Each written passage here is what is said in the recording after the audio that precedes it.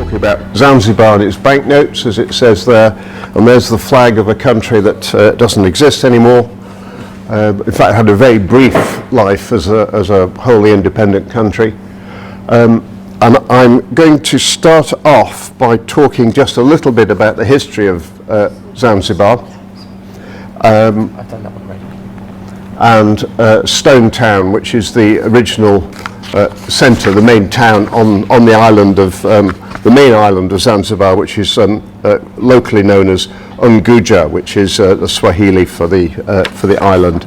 There's only two main islands in Zanzibar. The other one is Pemba, and it is an area slightly smaller than the county of Cornwall. Just so that you've got some perspective, it's not a very large place.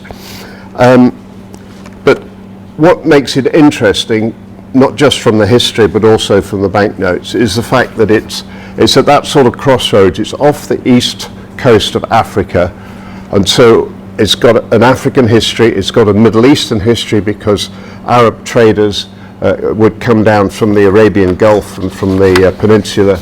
There were close trading connections with India, and of course it eventually became a British protectorate, so it's got all these different connections. So going back to the earliest days of recorded history, morning Norman. Going back to the earliest days of recorded history, you see that the indigenous population there were African tribesmen, Bantu, Swahili-speaking Bantu. The Arab traders started to come down. The trade winds would bring the Arab traders down at one part of the year, and then later in the year, when the trade winds reversed direction, they were able to return. So it became a training centre. Now, what they would do, the trade that they undertook was all sorts of things like ivory, spices, of course, which became much more important later in the history, and they took all those things back up. And of course, there was an extension to that. They also developed a slave trade. So there was a lot of Africans were being captured and taken as slaves back to Arabia. Now, from the 10th century onwards, the sultans of Oman started to impose some sort of control over the islands, and that was nothing much changed. That was the 10th century until the so-called European Age of Discovery started in the 14th and 15th centuries, and then the very first Europeans arrived, and they were Portuguese, in fact, on their way to India, as it turned out. But Vasco da Gama possibly visited the island. He certainly passed by on his way to India, so there was a Portuguese era, so-called, from about 1500 until 1698. And the Portuguese never colonized the islands, but they did set up a sort of trading center there. And so there are some modest signs, of Portuguese influence here. This is the old fort, in fact, in the middle of Stone Town. It was not built by the Portuguese, but it was built by the Sultan of Oman, and is one of the earliest stone buildings there. So the Sultan of Oman and his descendants dominated the island from 1698 until it became a British protectorate in 1890. And Stone Town here mostly was constructed during this fort goes back to very early 1700s, and this was constructed by the Sultans of Oman.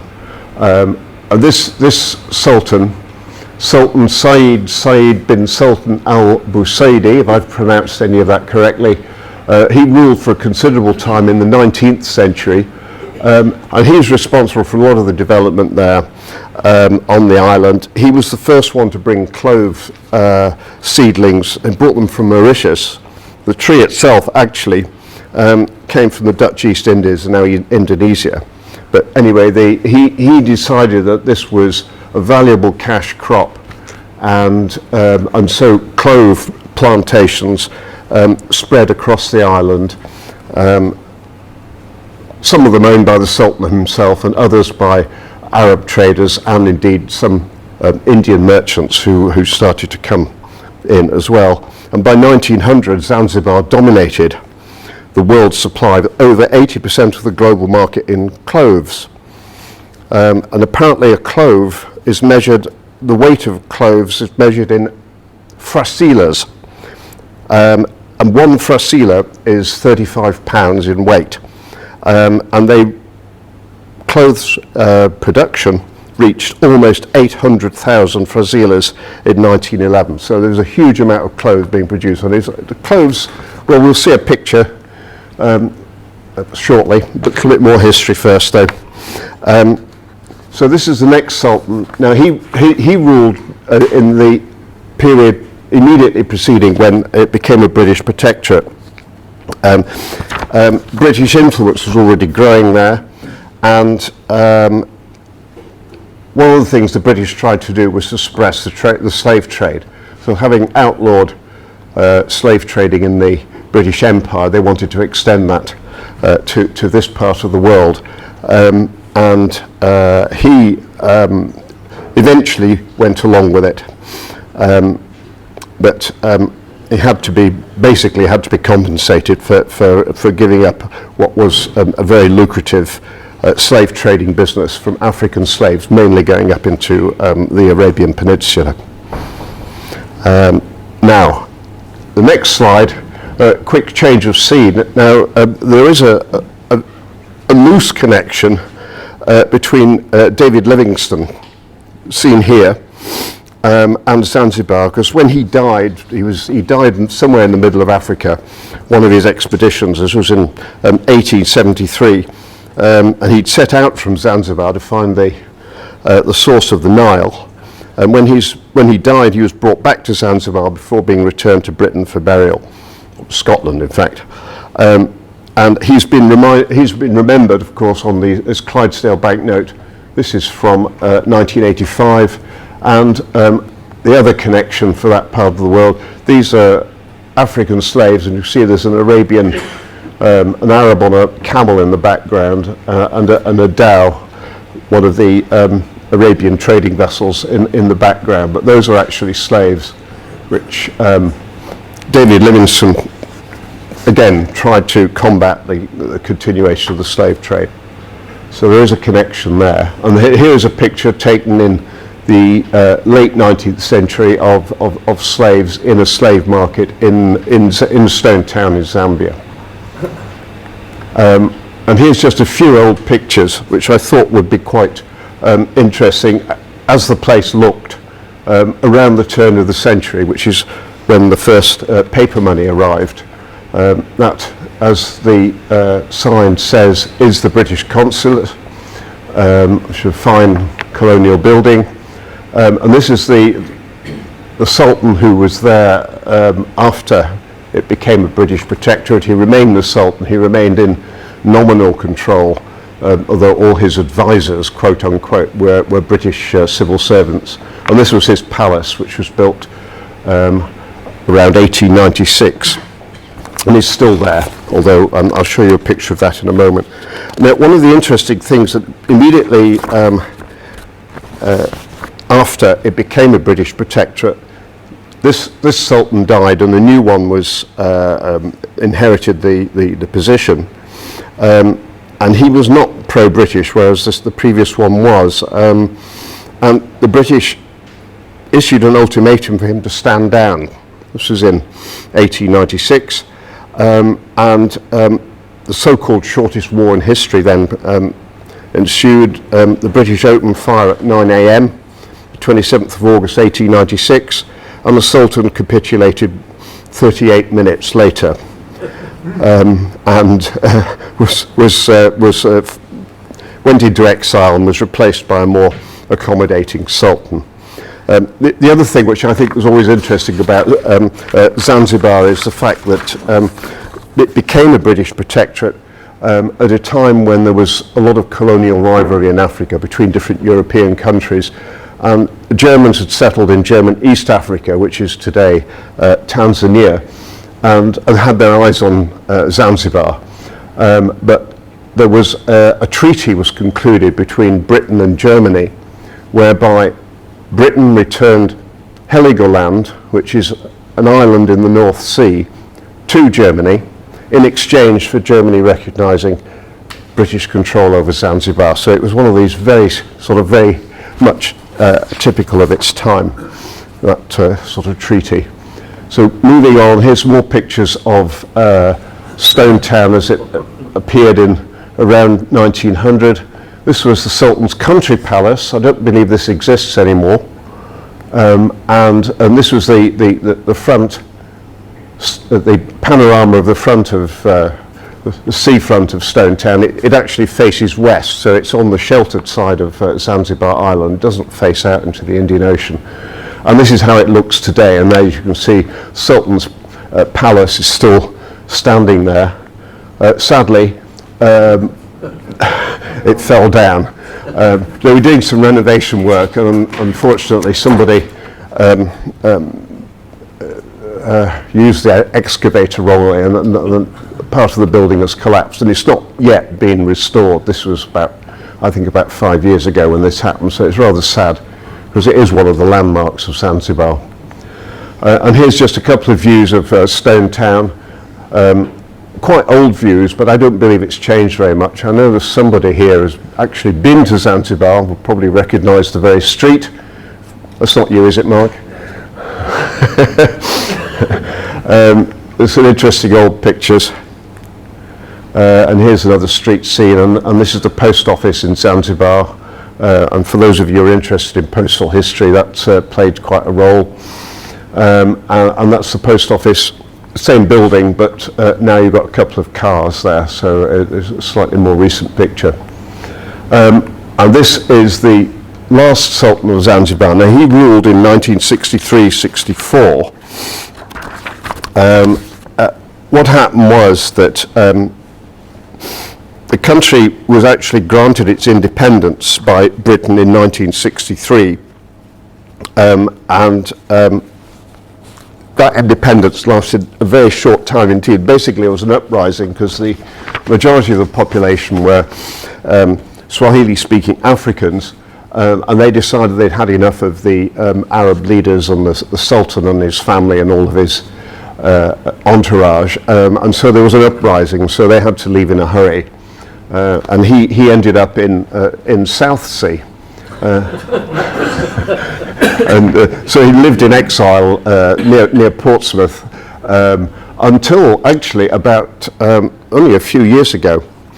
He wanted to go back to Oman, which obviously is those sort of family connections, but they didn't want him back because they thought it might be disruptive there for some reason. But he was allowed to move back there in 2020. So he was in exile for a hell of a long time, and he died in Oman in 2021.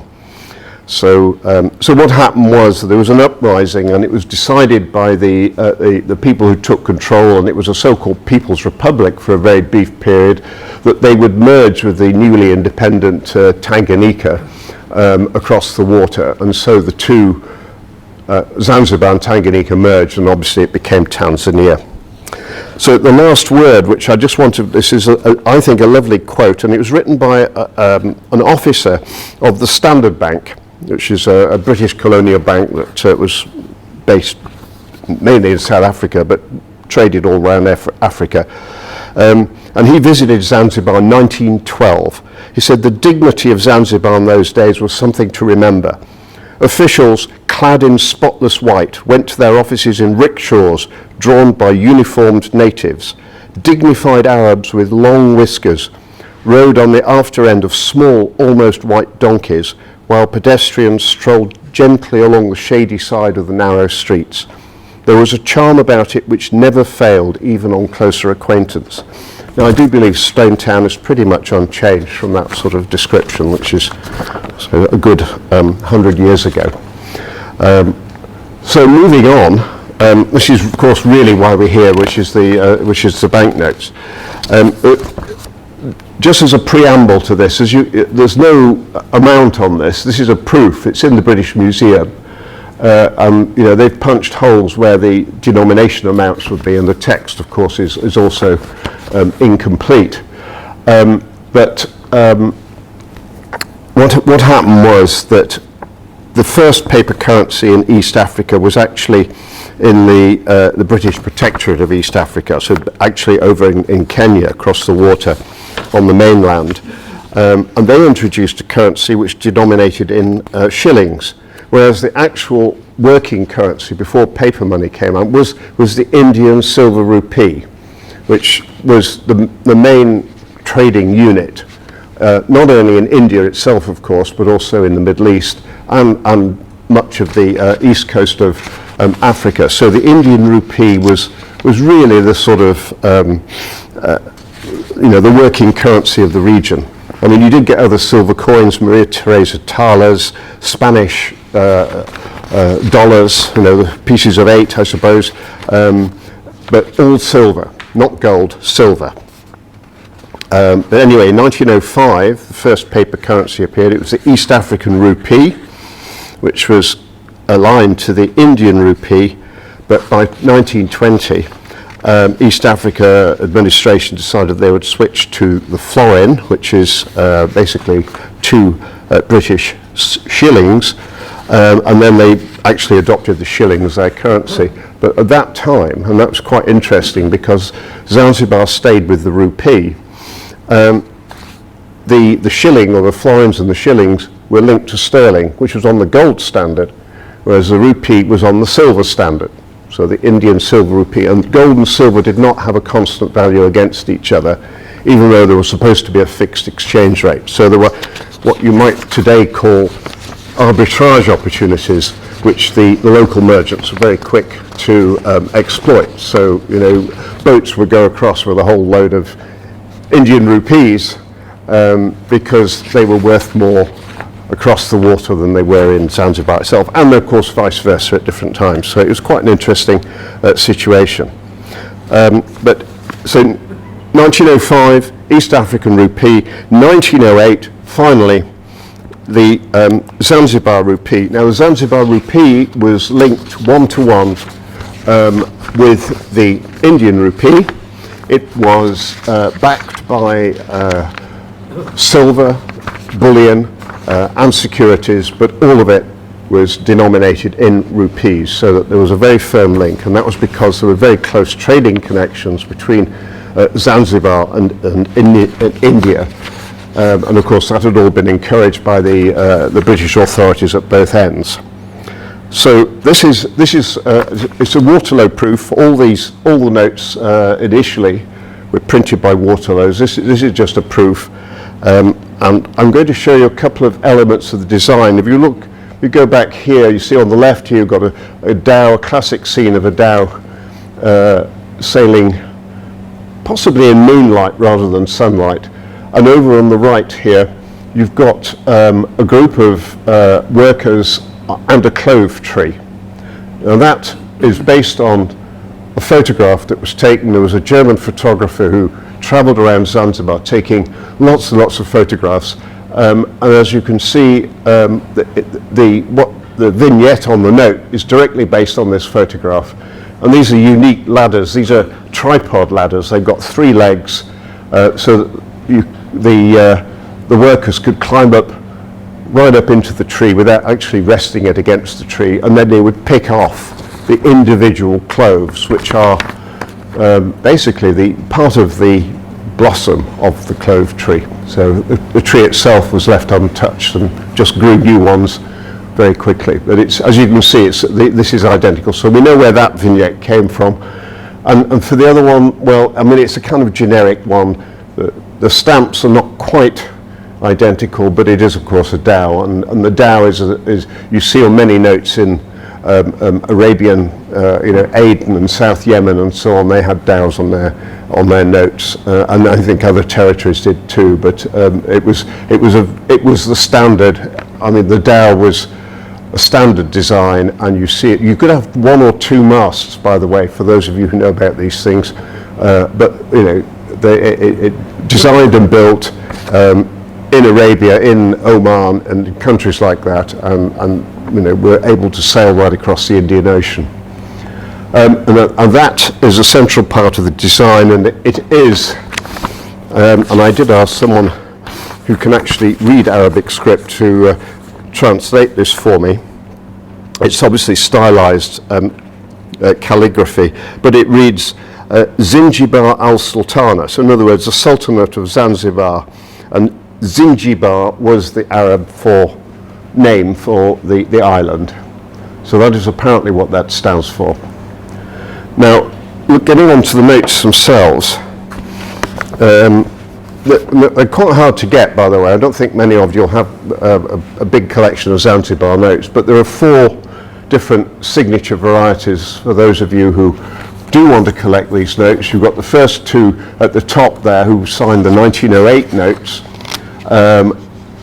Then there was a change of signature and a change of title at different times, and so you've got the second type there where the original title was blocked out and the new title of Chief Secretary placed it. Then they re-engraved the notes, so there's a third variety, and then finally the 1928 notes, you've got different signatures again. So there are 3 signature combinations, but 4 varieties, and of course 5 different people signed the notes at different times. And what's interesting is that the notes, the first notes were in 1908. There were 4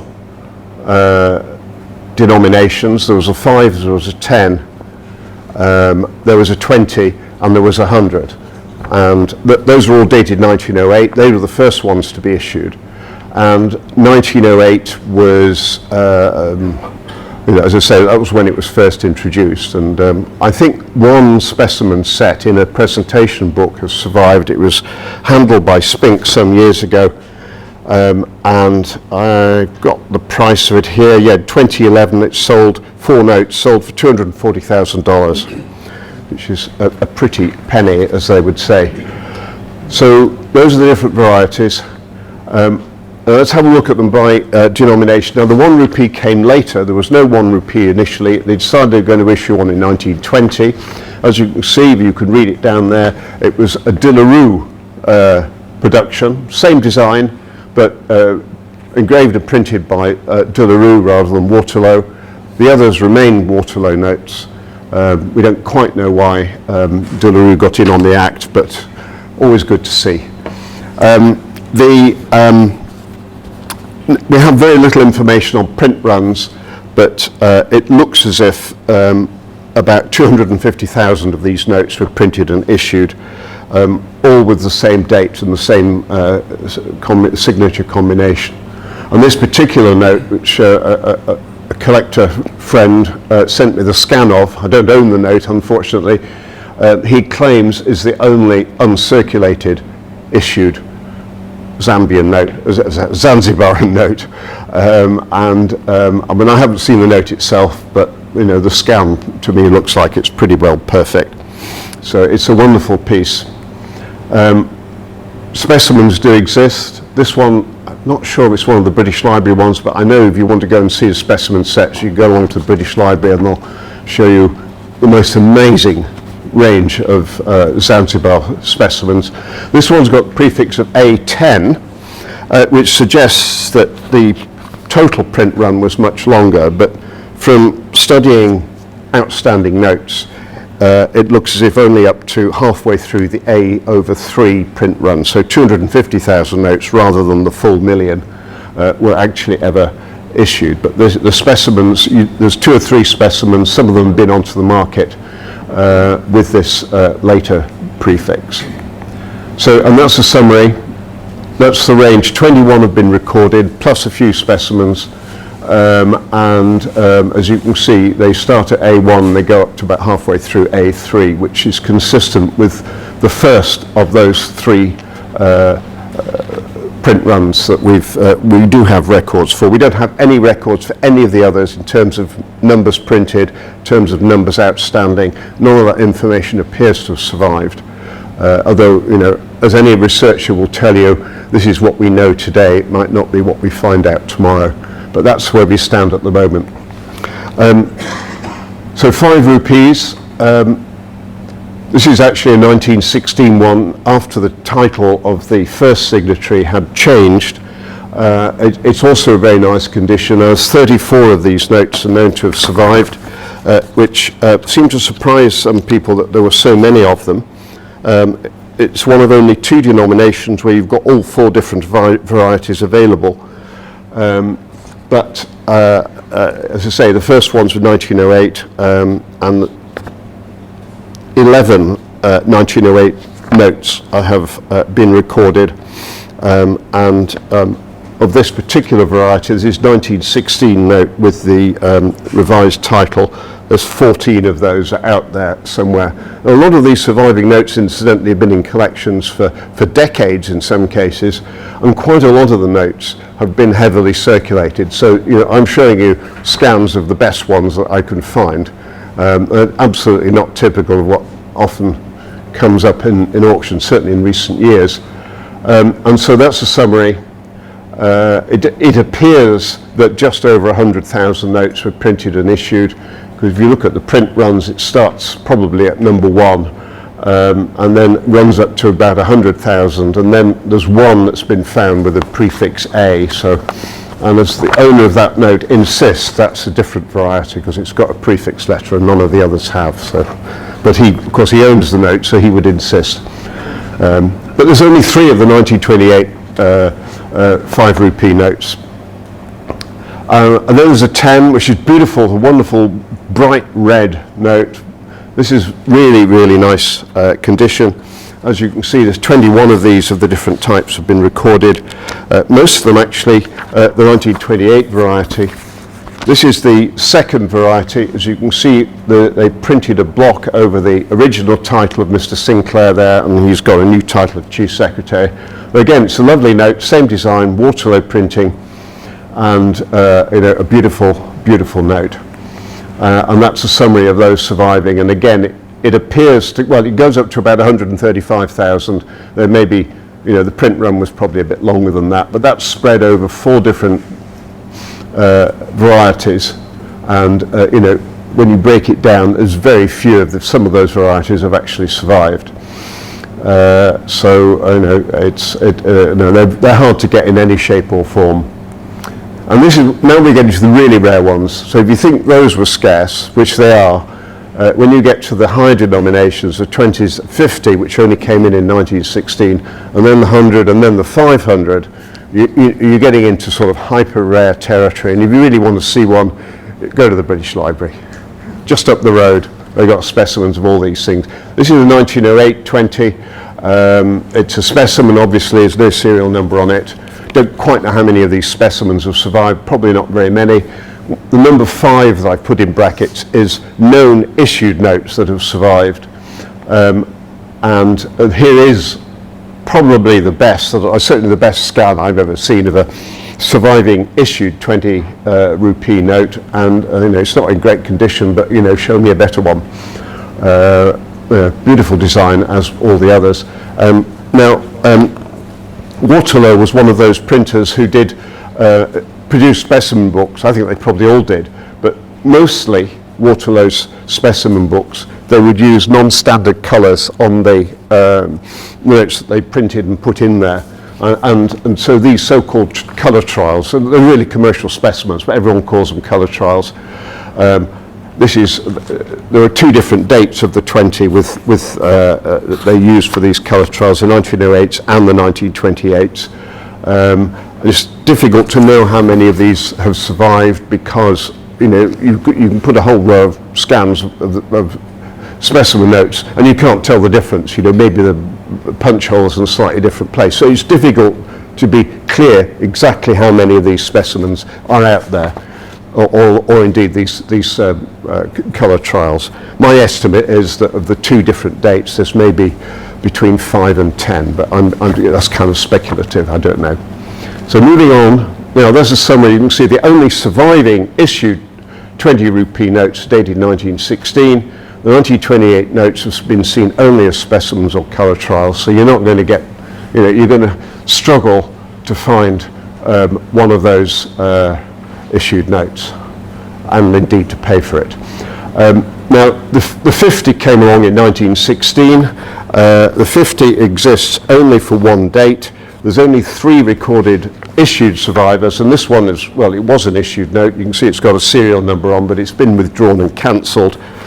It was part of a set which did not include the 1 rupee, but it did include all the other denominations, which was handled privately by Spink and also, I think, an American dealer. The price has not been disclosed, or at least I'm supposed to not disclose it, even though I have been told what it is, but it's a lot. It's a huge amount of money, and that they are, you know, I mean, this is, you know, basically it's an uncirculated note. It's got, shows no signs of circulation. It's just got the cancelled marks on it, and that's it. And as you can see, three survivors plus specimens, and there's not many of them either. Now we go on to the 100. Now this is relatively common because there are 4 survivors of that. Well, 6 actually in total. This is another 1908 specimen. It's from this specimen set. Wonderful colours. But there are 3 varieties, and as you can see, 2 of them, there's only a single issued note of each type, the 1908 and the 1916 with the amended title only, oh, there we go, only 1 of each has actually been recorded, and then the final 1916 date, you've got them with and without the prefix A. So we don't quite know how many were printed, but it probably wasn't very many, and obviously very, very few have survived. Now we're getting now into kind of nosebleed territory. This is the only known 500 rupee note dated 1916. When I say it's the only one, there's actually 2 of them, and they're both in the British Library. And it is an absolutely spectacular note. I mean, they're all the same size, but they're all, you know, they're different colours. I'm just, you know, the sheer rarity value of a 500 rupee note is just quite something. Tiny, tiny print runs. There's very few of these notes in any shape or form, but that's the only 1916 one. And Richard, who will be speaking later, will no doubt book you in so you can go and see one in the flesh. And here's the only, one of very few, one of 2 has been known, issued, and with a serial number. And again, it's from this set that was handled. It's got cancellation stamps on it, punch holes. But you know, that's how you're going to find them. And there's only 2 anyway. So, adding it all up, we're looking at 91. I've got a summary here. Well, that's the 500s. Very quickly, there you go. 92. I beg your pardon. I can't count. So you can see most of them are 1s, 5s and 10s, and there's very few of the other denominations in any shape or form. I mean, it says plus specimens and colour trials, but you just don't see many of them either. An incredibly rare series of notes, but fantastically, you know, they're sought after not only by collectors of, you know, British Empire, British Commonwealth notes, but African collectors want them. People who collect notes by country want them. Arab and Middle East collectors want them because there's very close Arab connections. And if you go back to the design itself, as you can see, the denomination is in Arabic script and indeed also in Gujarati script, recognizing the main trading links of the island. But you know, collectors in the Middle East want to have Zanzibar notes, and indeed Indian collectors are interested because of the rupee connection, the trading links, and the fact that, you know, Gujarati appears on the note in reflection of the fact that there are so many, such close trading links, or there were. Now, all withdrawn. 1936, notes were withdrawn. The East African shilling was introduced instead, and so the paper money in Zanzibar looked like this from 1935 onwards, and this is roughly the same period, 1933, 10 shilling note. So this was worth 6.67 Zanzibar rupees. That was the agreed exchange rate at that time, and so from then on, you won't find any banknotes with the word Zanzibar on them, except when Zanzibar became independent and just about the time it was beginning to merge with Tanganyika, this was prepared. It's the rear, it's just a reverse proof, unadopted. It's not really a colour trial actually, it's an unadopted design. The Bank of Tanganyika and Zanzibar, that was supposed to be the state bank of the new state, and of course it never actually existed or traded because Tanzania set up their own central bank that operated for both Zanzibar and Tanzania itself. And I can't identify all 5 of the different types of plants that are in there, but one of those is a clove, and the others are plants or spices that are grown in one country or the other. But that's the only time that the word Zanzibar has appeared, and this came from 1963. It's the only time after 1928 that you'll find anything with the words, any paper money with the word Zanzibar on, and this of course is a one-off. So there we are, that's that. I think I've finished now. Any questions? Thank you very much. Only slightly overrun, that's not too bad. Yeah, I've got till 15:15 to take questions, so do please ask any if you have any. Please. Yeah, Bruce. A historical comment and a question.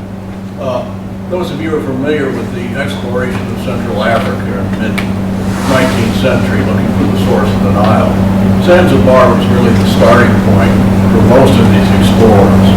Speke, Grant, Burton, and later, of course, Henry Morton Stanley. So that's where almost all of them started, going from east to west, looking for the source of the Nile. Yeah, no, that's right. And there was that famous, I forget the name of the location, where French moving in from West Africa met the British moving in from East Africa. And they had to, I think it was somewhere in Sudan, near the Nile.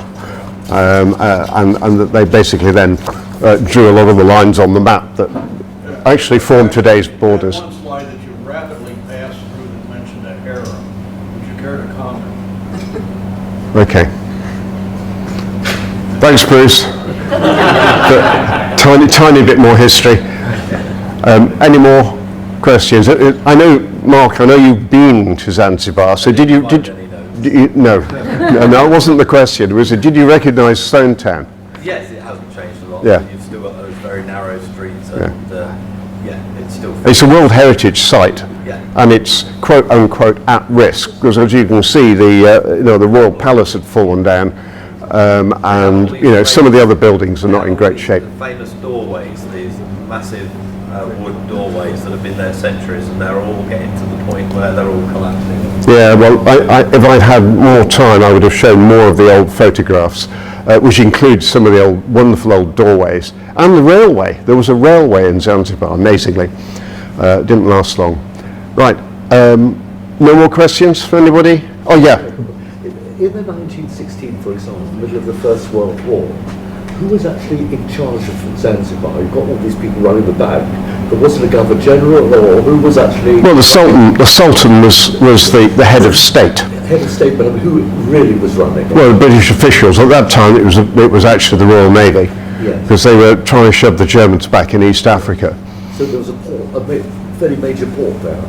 Yeah, there was a big port there, yes. Not a question, but just a point. I'm glad I don't collect banknotes by their dates, because I had the 1st of September on there. If I collected the 1st of September, which is a pretty obvious date, I'd have to buy one of those. You could sell one of your better Bank of England notes to get one. Thanks very much for that, Jonathan. Thank you. It'll be interesting to see how the notes change and how rare they actually are. They are beautiful notes, there is no doubt, and if you didn't collect banknotes and you wanted a piece of art, that would certainly fit the bill. So thank you very much for that. My pleasure. Thank you.